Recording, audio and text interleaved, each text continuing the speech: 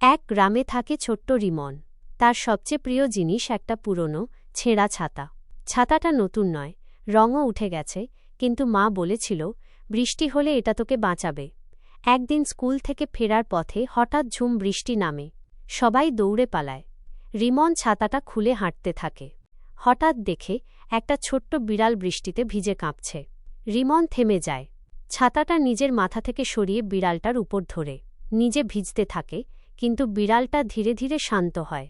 বাড়ি পৌঁছে মা অবাক হয়ে জিজ্ঞেস করে, ছাতা ছিল, তবু ভিজলি কেন? রিমন হাসে আর বলে, মা, আজ ছাতাটা আমাকে নয়, ওকে বাঁচিয়েছে। মা কিছুক্ষণ চুপ করে থাকে।